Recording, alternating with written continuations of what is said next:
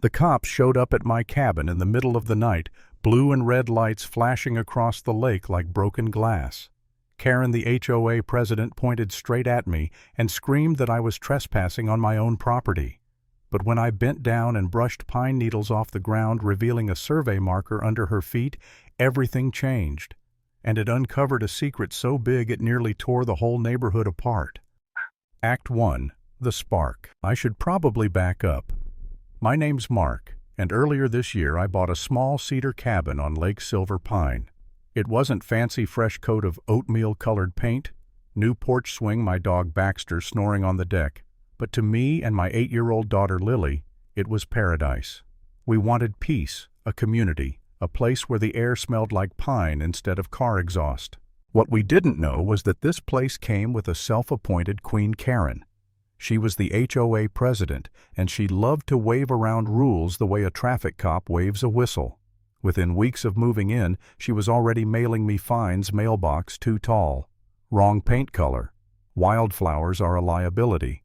Imagine telling an 8-year-old she can't plant daisies because they attract bees. Still, I tried to play nice, smile, nod, promise to review the bylaws. But Karen wasn't after compliance, she was after control. That night it boiled over. A police cruiser pulled up to my driveway, lights flashing across the water. Karen marched beside them, waving papers like she was leading a parade. "Officer, remove this man. He refuses to leave after the HOA voted him out. He's trespassing." Neighbors peeked from porches, clutching robes and coffee mugs. I stood on my dock, Baxter at my side, heart hammering. One officer, Brooks, called out, "Sir, come up here. We need to talk." Karen shoved her stack of minutes and violations at them. "See, we voted. He's out." That's when I crouched down, brushed away the pine needles, and pointed. A little steel disc glinted under the flashlight beam. A survey pin. My property line, right where Karen was standing. Her face twisted. He planted that, she screeched. But the officer raised a brow, and just like that, the cracks in her story began to show. Act 2. Escalation and the twist. Of course, Karen didn't back down. She doubled down. She barked about my dock being illegal, my mailbox being too modern, even accused me of sneaking in extra occupants. Neighbors whispered. Some sided with her, others looked embarrassed. And me, I pulled out my deed, my survey map, even a letter from my lawyer. Everything said the same thing: I owned this land fair and square. But Karen just smirked. We voted. Rules are rules. I started to wonder if I could ever win. No matter what I showed, she'd twist it. And as I looked up at Lily's nightlight glowing in the window, I felt the weight of it. What kind of father was I if I dragged her into a war with a neighbor who had half the community under her thumb? For a moment I honestly thought about giving up, selling the cabin, walking away. Then the night snapped again. A metallic clang rang out. The lock on Karen's brand new HOA gate had been cut open. And standing there, bolt cutters in hand, was Tyler, Karen's teenage nephew. The kid froze like a deer in headlights. Karen lunged forward. "He's just a boy. Don't touch him." But the damage was done. Neighbors gasped. The same woman who screamed about rules and trespassers had her own family vandalizing property. And yet she still tried to spin it on me. "See, his dock is dangerous. He's ruining our community." That's when I felt myself crack. Maybe she was right. Maybe I really was a problem here. The thought made me sick. But then another twist. A stranger stumbled out of the woods, clutching his arm, blood running down his sleeve. "Help! I was attacked!" he yelled. Karen jumped on it instantly. "Do you see criminals are here because of him?" She jabbed at me like I'd pulled the knife myself.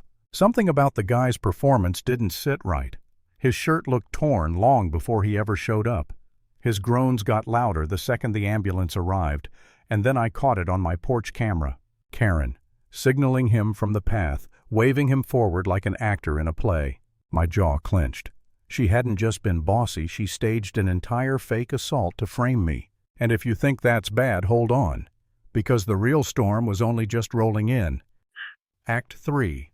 The Showdown. As the cops started to press Karen, a new figure appeared at the edge of the trees. Tall, broad-shouldered hood soaked from the rain, and then bang, a gunshot ripped across the lake. The crowd screamed, doors slammed shut, kids were pulled inside. Officers dove for cover. Karen went pale. For the first time that night she wasn't smug, she was terrified. She whispered, "If he's here, it means—" Her nephew blurted out the rest, Uncle Ray. Turns out Karen's brother, Raymond Carter, had just gotten out of prison. Armed robbery, assault, you name it. And rumor was he'd buried stolen cash somewhere near the lake. Suddenly it all clicked. The fines, the fake assault, the obsession with keeping strangers out, it wasn't about rules. Karen had been protecting a secret, keeping everyone distracted while her brother circled back for his stash. And now he was here. Ray stepped out of his woods, pistol gleaming in the rain. "I don't want cops," he growled. "I just want what's mine. And you," his eyes landed on me, "you're going to help me dig it up." Neighbors gasped from behind windows. Karen sobbed, screaming his name. Sergeant DeMarco raised his weapon, voice steady. "Put the gun down, Ray. It's over." But Ray smirked. "Over? I didn't rot in prison just to leave empty-handed." Lightning cracked, illuminating the standoff cops with guns drawn. Me frozen in the crosshairs. Karen collapsing under the weight of her lies, her kid trembling at her side. And then it all erupted. Ray's finger twitched on the trigger. Officers lunged forward. Neighbors shrieked. Baxter barked furiously, straining at his leash. For a moment, I thought I'd never see my daughter again. But in the chaos, truth hit harder than any bullet. Karen's own confession, the video, her brother's gun, it all tore the mask off. She wasn't a protector. She was the danger. Ray was tackled. Karen was cuffed, screaming, "I am this community," as the cops dragged her through the mud. And me? I just stood there in the rain, clutching the deed to my cabin like a lifeline, whispering to myself, "Not anymore. Karen, the community belongs to the truth."